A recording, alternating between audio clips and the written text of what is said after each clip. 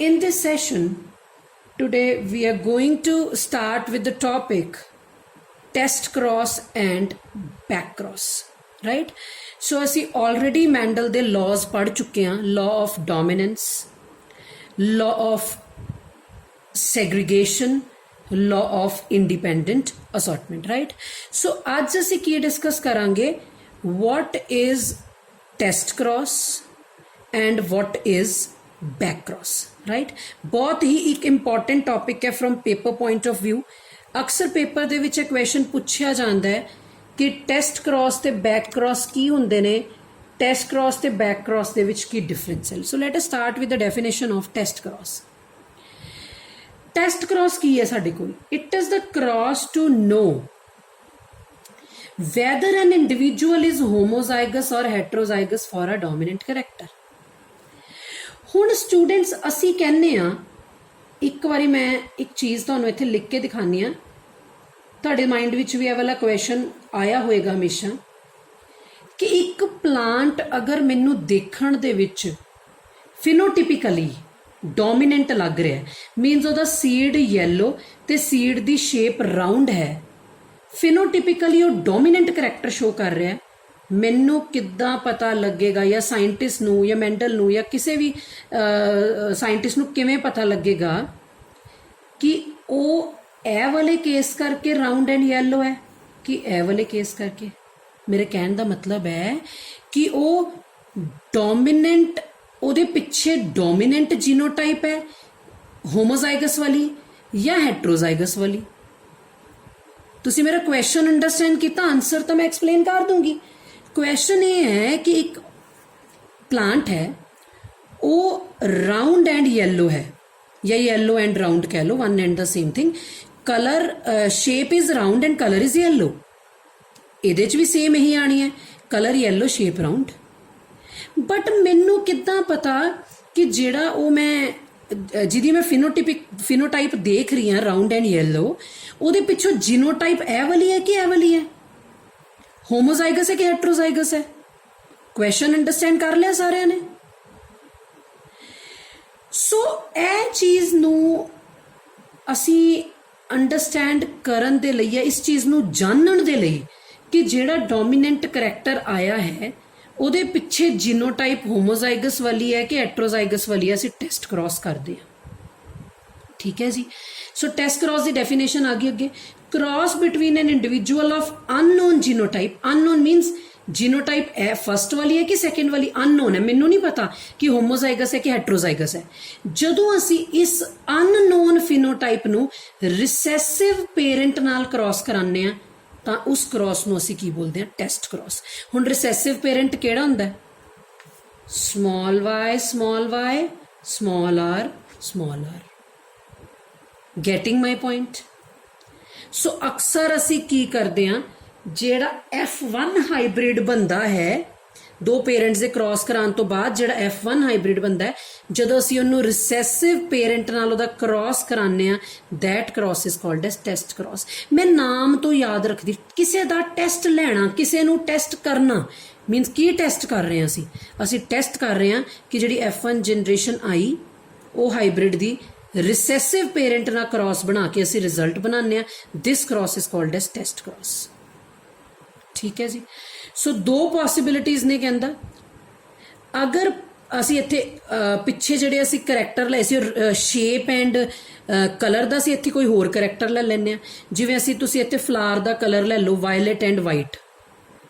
ਪੀ ਦੇ ਪਲਾਂਟ ਹੈ, ਉਹਦਾ ਜਿਹੜਾ ਫਲਾਰ ਹੈ, ਫੁੱਲ ਦੇ ਦੋ ਰੰਗ ਹੁੰਦੇ ਨੇ, violet and white. Violet is dominant, white is recessive. Violet colour ਜਿਹੜਾ ਹੈ ਉਹਦੇ ਲਈ ਜਿਹੜੇ ਅਲੀਲਸ ਨੇ ਜਾਂ ਜੀਨ ਹੈ, WW ਕੈਪੀਟਲ ਹੈ ਤੇ ਵਾਈਟ ਲਈ ਸਮਾਲ ਹੈ.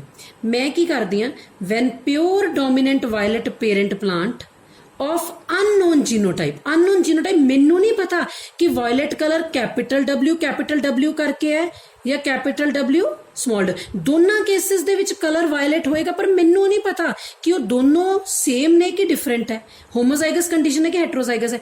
ਜਦੋਂ ਮੈਂ ਉਹਦਾ ਕ੍ਰਾਸ ਕਰਾਨੀ ਆ ਪਿਓਰ ਰਿਸੈਸਿਵ ਪੇਰੈਂਟ ਨਾਲ, ਆਪਾਂ ਹੁਣੇ ਕਰਕੇ ਦੇਖਾਂਗੇ, ਦੋਨੋਂ ਪੋਸੀਬਿਲਿਟੀਜ਼ ਕਰਕੇ ਦੇਖਾਂਗੇ ਕਿ ਜਦੋਂ ਅਸੀਂ ਹੋਮੋਜ਼ਾਈਗਸ ਵਾਲੇ ਨੂੰ ਰਿਸੈਸਿਵ ਪੇਰੈਂਟ ਨਾਲ ਬਣਾਵਾਂਗੇ ਤਦ ਕੀ ਹੋਏਗਾ, ਜਦੋਂ ਅਸੀਂ ਹੈਟਰੋਜ਼ਾਈਗਸ ਵਾਲੇ ਨੂੰ ਰਿਸੈਸਿਵ ਪੇਰੈਂਟ ਨਾਲ ਬਣਾਵਾਂਗੇ ਤਦ ਕੀ ਰਿਜ਼ਲਟ ਆਏਗਾ, ਉਹ ਅਸੀਂ ਕ੍ਰੋਸਿਸ ਦੋਨੋਂ ਦੇਖਾਂਗੇ। ਮੈਂ ਇੱਥੇ ਜਿਹੜੀ ਐਗਜ਼ਾਮਪਲ ਲਈ ਹੈ ਉਹ ਸਿੰਗਲ ਕਰੈਕਟਰ ਅੰਡਰ ਸਟੱਡੀ ਕਰਕੇ ਲਈ ਹੈ, so that it will be better for us to understand, it will be easy for us to understand.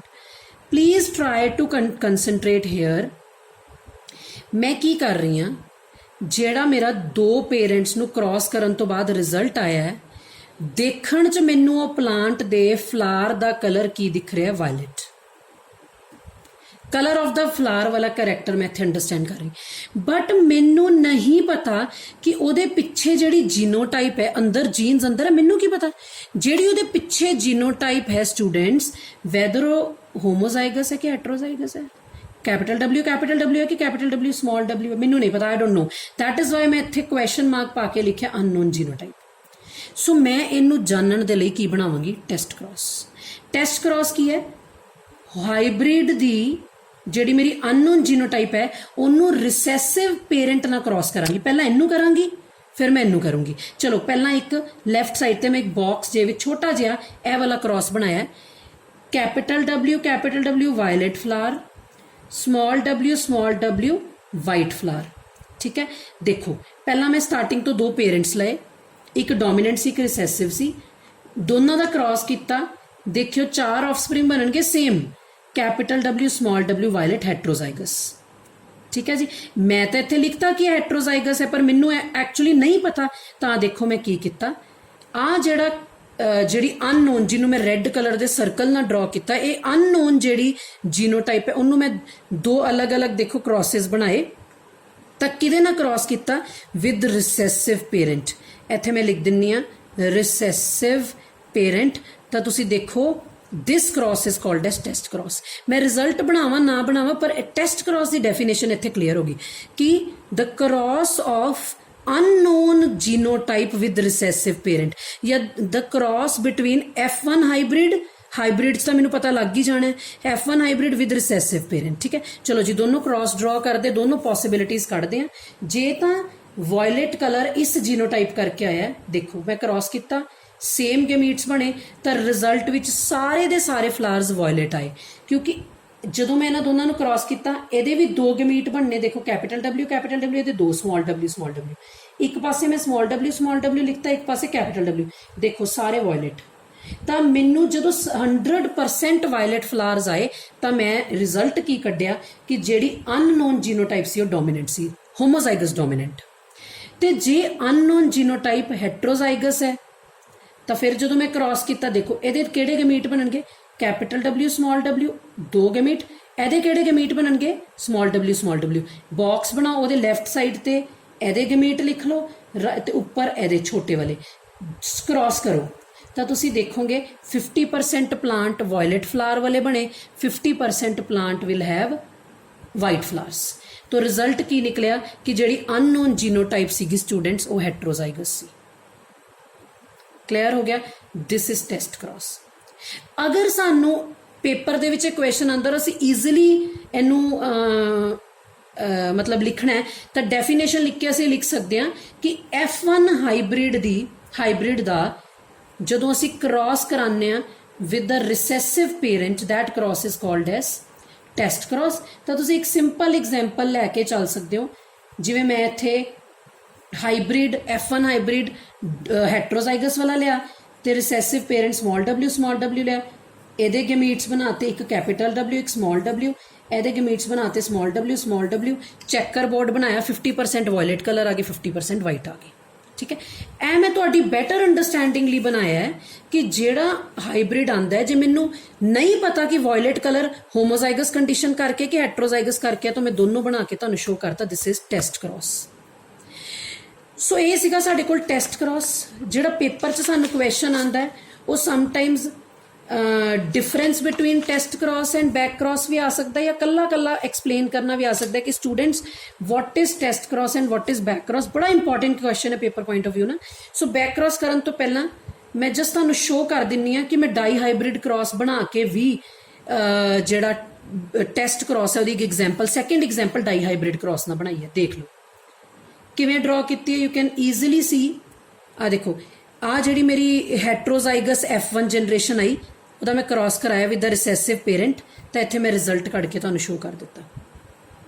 ਇਹਦੀ ਰੇਸ਼ੋ ਜਿਹੜੀ इंडिपेंडेंट असॉर्टमेंट के लॉ के 9:3:3:1 आती सी, टैसट क्रॉस की डाई हाइब्रिड रेशो 1:1:1:1:1 आ रही है। ठीक है, जी मोनोहाइब्रिड क्रॉस सी 50-50 सीगा ना, 1:1 जे एक करैक्टर लओगे तो टैसट क्रॉस की रेशो 1:1 है, जे दो करैक्टर लओगे रेशो 1:1:1:1।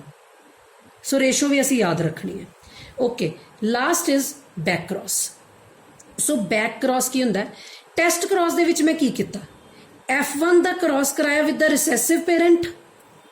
बैक क्रॉस च मैं पता की करदी हां, F1 हाइब्रिड दा क्रॉस करानी with any of the parent, और रिसैसिव भी हो सकता है तो डोमिनेंट भी हो सकता है। Getting my point? ठीक है जी।